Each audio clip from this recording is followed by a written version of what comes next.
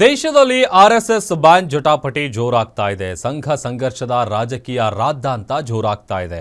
RSS ಚಟುವಟಿಕೆಗಳಿಗೆ ರಾಜ್ಯ ಸರ್ಕಾರ ಬ್ಯಾನ್ ಹೇರಿದ್ರೆ ಎಐಸಿಸಿ ಅಧ್ಯಕ್ಷ ಮಲ್ಲಿಕಾರ್ಜುನ್ ಖರ್ಗೆ ದೇಶದಲ್ಲೇ ಆರ್ಎಸ್ಎಸ್ ಬ್ಯಾನ್ ಆಗಬೇಕು ಅಂತಿದ್ದಾರೆ. ಸಮಾಜವು ಸಂಘವನ್ನ ಒಪ್ಪಿಕೊಂಡಿದೆ ಎಂದ ದತ್ತಾತ್ರೇಯ ಹೊಸಬಾಳೆಗೆ ಪ್ರಿಯಾಂಕ್ ಖರ್ಗೆ ತಿರುಗೇಟು ಕೊಟ್ಟಿದ್ದಾರೆ.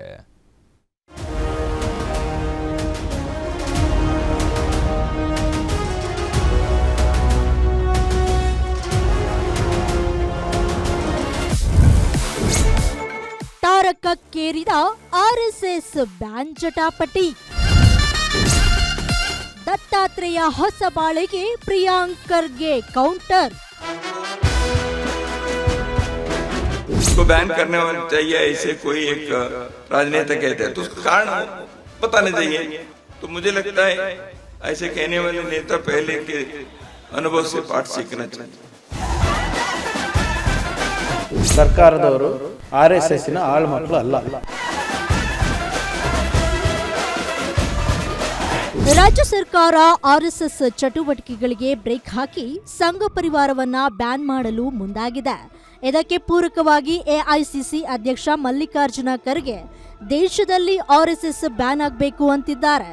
ಆದರೆ ಯಾರೋ ಬಯಸಿದ ಮಾತ್ರಕ್ಕೆ ಆರ್ಎಸ್ಎಸ್ ಸಂಘಟನೆಯನ್ನ ನಿಷೇಧಿಸಲು ಸಾಧ್ಯವಿಲ್ಲ.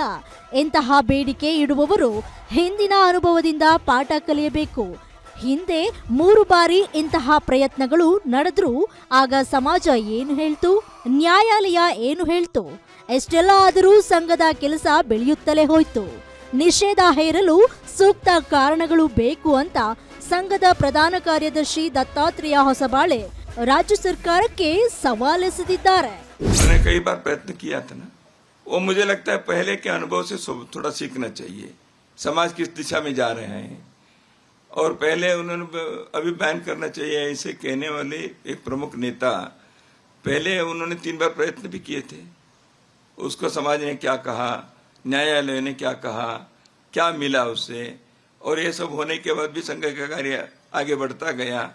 और बैन करना चाहिए ना, उसका कोई कारण होता है. मुझे इच्छा हो गई इसलिए बैन करना चाहिए, ऐसे थोड़ी होता है. तो मुझे लगता है ऐसे कहने वाले नेता पहले के अनुभव से पाठ सीखना चाहिए.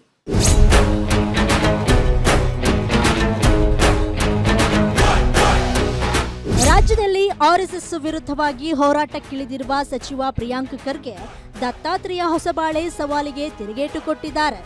ಆರ್ಎಸ್ಎಸ್ ಸಂಘಟನೆಯನ್ನ ಜನರು ಒಪ್ಪಿರಬಹುದು, ದೇಶದ ಎಲ್ಲ ಜನರು ಒಪ್ಪಿದ್ದಾರಾ?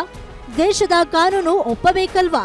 ಇಡೀ ದೇಶ ಒಪ್ಪಿದೆ ಎಂಬ ಭ್ರಮೆ ಯಾರಿಗೂ ಬೇಡ.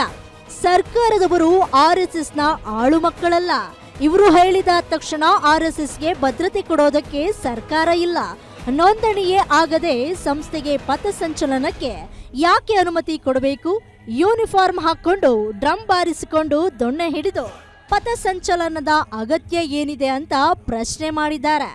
ಸಾರ್ವಜನಿಕ ಜಾಗದಲ್ಲಿ ಇವರು ಚಟುವಟಿಕೆ ನಡೆಸಬೇಕು ಅಂದರೆ ಸರ್ಕಾರದ ಅನುಮತಿಯನ್ನು ಕೇಳಿ ಮಾಹಿತಿ ಕೊಡೋದನ್ನು ನಿಲ್ಲಿಸಬೇಕು. ನಾವು ಇವರು ಆಳ್ಮಕ್ಕಳಲ್ಲ, ಸರ್ಕಾರದವರು ಆರ್ಎಸ್ಎಸ್ಸಿನ ಆಳ್ಮಕ್ಕಳು ಅಲ್ಲ.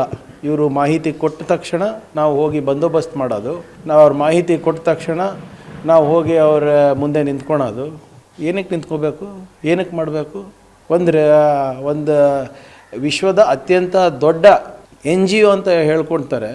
ರಿಜಿಸ್ಟ್ರೇಷನ್ ಯಾಕ್ರಿ ಆಗ್ತಾ ಇಲ್ಲ ಇವ್ರದ್ದು? ಯಾಕೆ ಮಾಡ್ತಾ ಇಲ್ಲ? ಇವೆಲ್ಲ ಮಾಡಿ ಬೇರೆಯವರಿಗೆ ಒಂದು ಕಾನೂನು ಇವರಿಗೆ ಒಂದು ಕಾನೂನು ಹೇಗಾಗ್ಲಿಕ್ಕೆ ಸಾಧ್ಯ ಆಗುತ್ತೆ?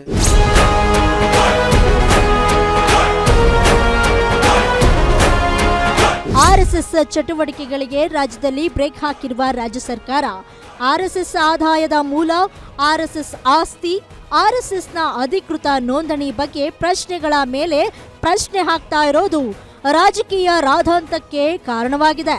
ಇದು ಎಲ್ಲಿಗೆ ಹೋಗಿ ನಿಲ್ಲುತ್ತೆ ಅನ್ನೋದನ್ನ ಕಾದು ನೋಡಬೇಕಾಗಿದೆ.